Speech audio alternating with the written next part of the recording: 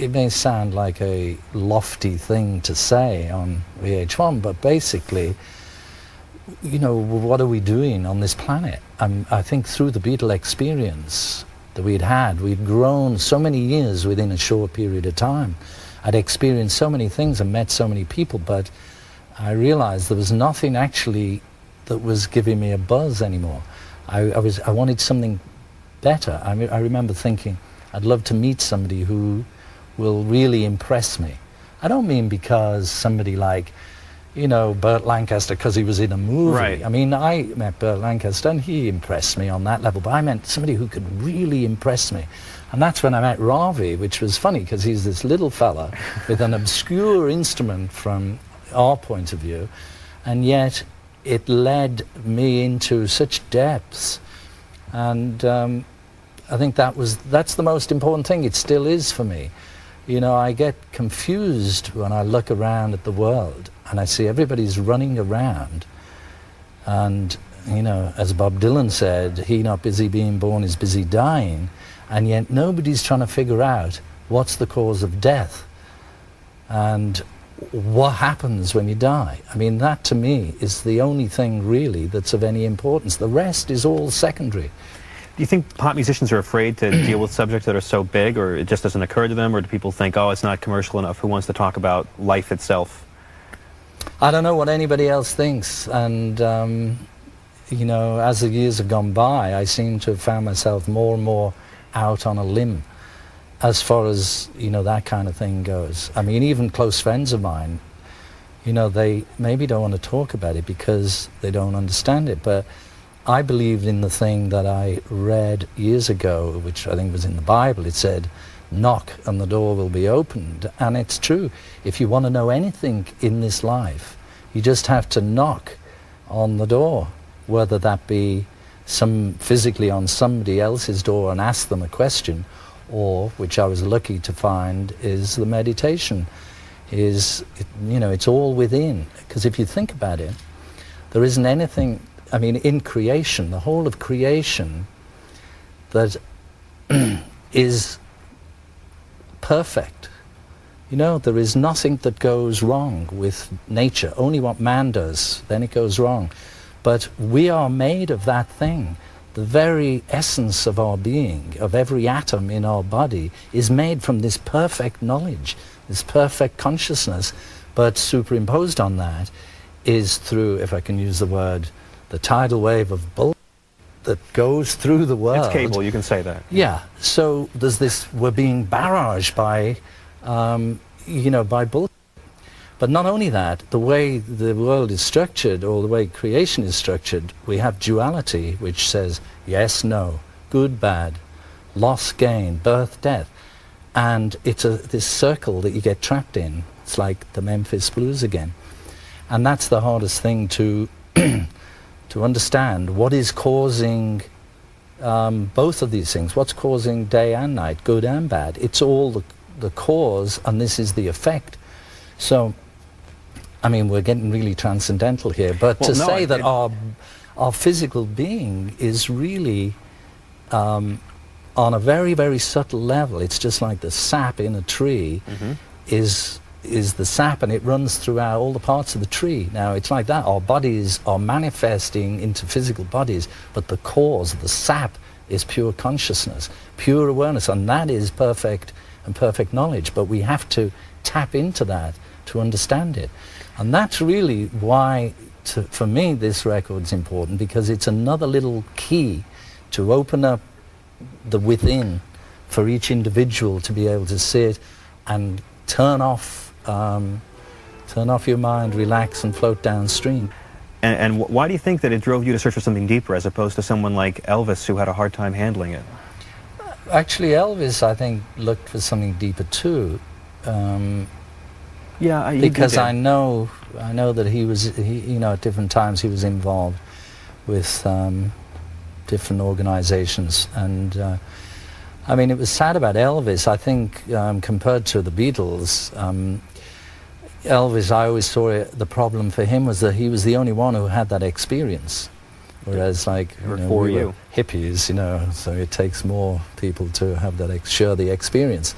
I mean, the four of us all experienced the thing, and in a way we gained strength and supported each other in the turmoil. But yeah, I think fame is a good thing in terms of giving you heightened experience, or at least more experience, and but then it's what you do with that, or what that uncovers. I think for me, you know, as I say, I realize I want to, you know, I just want more. This isn't it, you know. Fame is not the goal. Money, you know, although money's nice to have, it can buy you a bit of freedom. You know, you can go to the Bahamas when you want, but it doesn't, it's not the answer. And the answer, you know, is how to get peace of mind and how to be happy. That's really what we're supposed to be here for. And the difficult thing is that we all go through our lives and through our days, and we don't experience bliss. And you know, it's a very subtle thing, and to experience that and to be able to know how to do that is something you don't just stumble across. You've got to search for it. Did you experience bliss on stage or in the studio? In a way, did performing put you in touch with that bliss? Well, we had happiness at times, and but you know, not the kind of bliss I mean, where like every atom of your body is just buzzing, you know, because it's, again, it's beyond the mind. It's like, you know, it's when there's no thought involved. That, I mean, it's a pretty tricky thing to try to get to that stage, because it means controlling the mind and being able to transcend the relative states of consciousness, waking, sleeping, dreaming, which is all we really know. But there is another state that goes beyond all that, and it's in that state, that's where, you know, the bliss and the knowledge, you know, that's available is. I know the one benefit concert that you've done in England in the past couple of 20 years or so was for the Natural Law Party back in '92, I believe. What brought that about? Well, it was one of the things that made it easier was I'd just done a tour of Japan with Eric Clapton's band, so I was kind of up to speed with the songs that I was doing, and I had the band was there that knew all the material. But that was, I think there was a general election going on, and as far as I'm concerned, whichever, you know, the Neil Innes, you know, from the Ruddles, he wrote a song once and he said, no matter who you vote for, the government always gets in.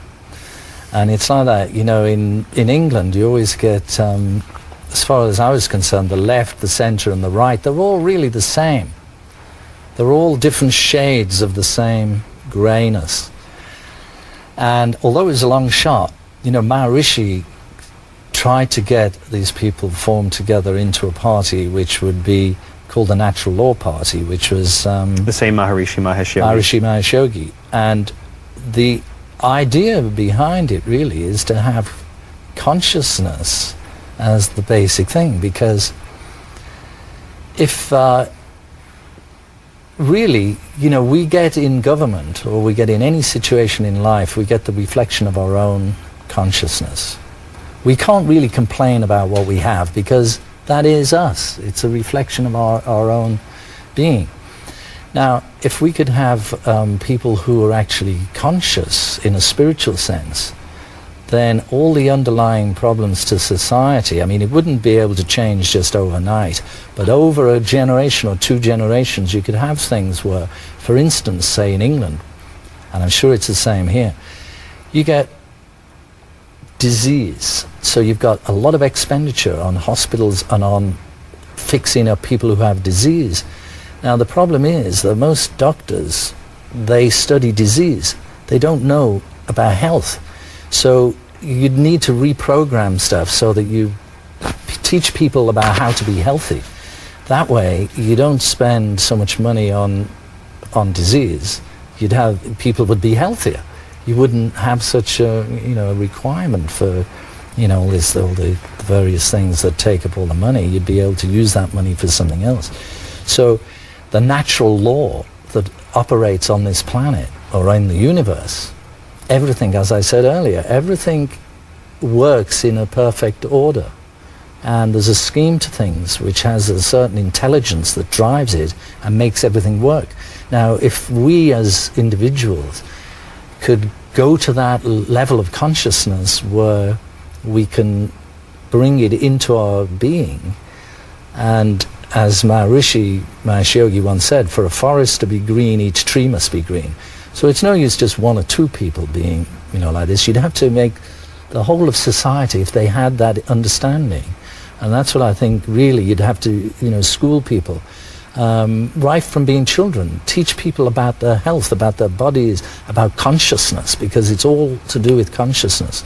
Raise the level of consciousness, and then everything automatically becomes better.